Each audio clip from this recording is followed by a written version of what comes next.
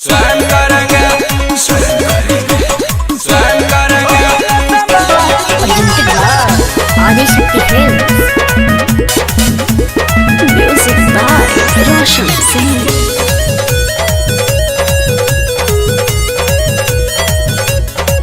तेरी जीएफ तो चीट करती है, किसी और दीवाने पे मरती है। क्या क्या क्या? तेरी जीएफ तो चीट करती है, किसी और दीवाने पे मरती है। सच कहने में न तनिको हम शर्म करेंगे, सच कहने में न तनिको हम शर्म करेंगे।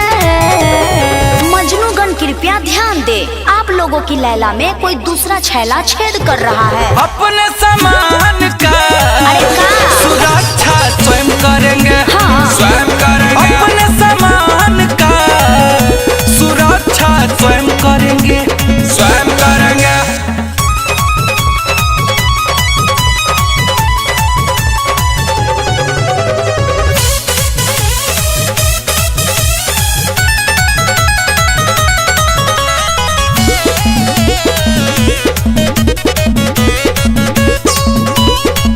रेड रोजा रोजा बोलती है, मैं देखी फ्लाइंग किस देती है।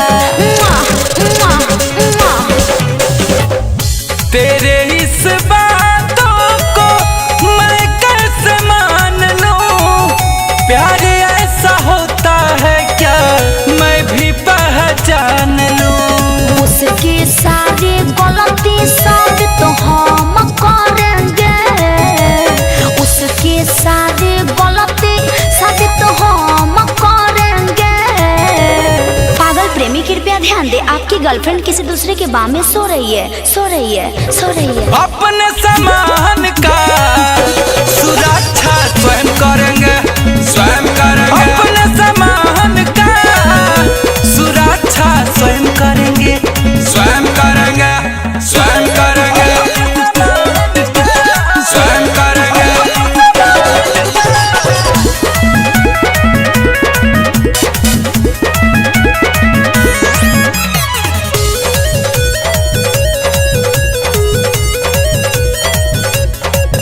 तेरे जैसे 10 बॉयफ्रेंड है उसके, धोखा करती है दिल में तुम्हारे घुस के।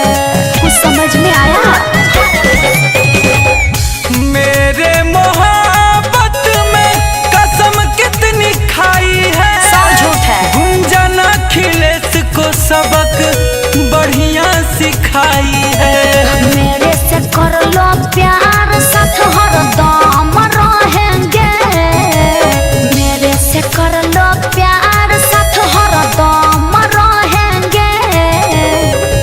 पागल लड़की कृपया ध्यान दे, अपना दाल ना गलाएं। प्लीज ना।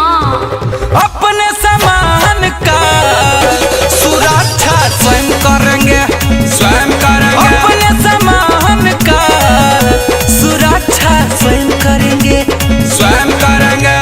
Presented by Adishakti films.